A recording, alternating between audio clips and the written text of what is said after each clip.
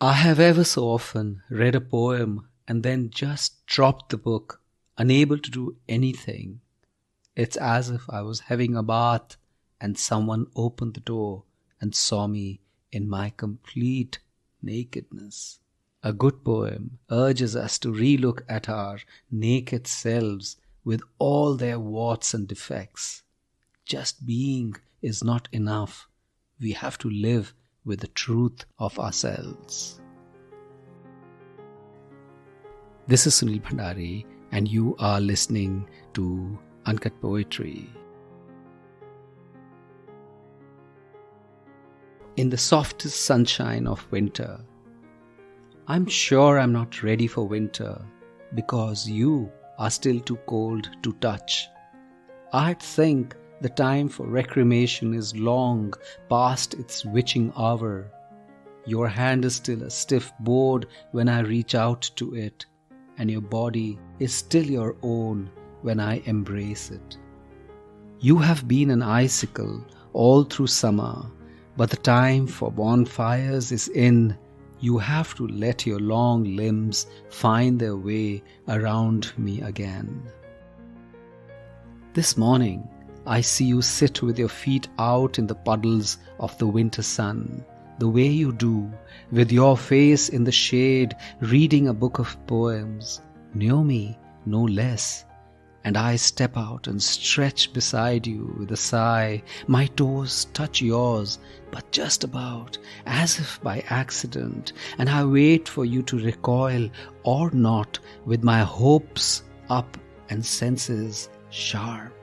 And I see you with your eyes half closed, just letting it be. And then your toes caress the soles of my feet, gently, teasingly, forgivingly, as if they were a river and the breeze was naturally finding its waves. I let the silences slumber and the sun break out of its borders into its own infinite grace. I let our distance recalibrate itself. We were almost there and sleepy. As you slipped your hand in mine, I knew love as the softest sunshine possible, and I simply let it in.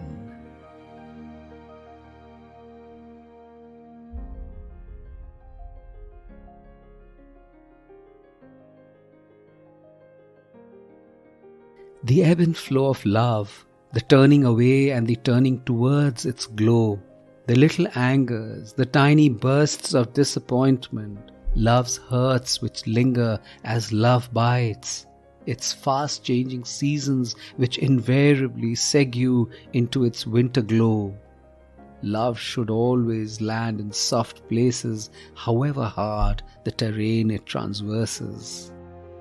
Because you can't give up on love. You have to be sensitive to its changing moods, and you have to fall in love again and again and again. Because you are also a changeable being and possibly becoming unlovable. But when you open yourselves up to the adventures of each other, of traversing through each other's changing landscapes, you realize that love doesn't want constancy. It seeks renewal, resurrection, reinvention. In one person lies the love of a multitude. You only need to recognize that and work towards the greatest travel adventure of your life. This is Sunil Bhandari, and you were listening to Uncut Poetry. If you enjoyed what you heard, leave a message in Apple Podcasts and share the episode with someone you love.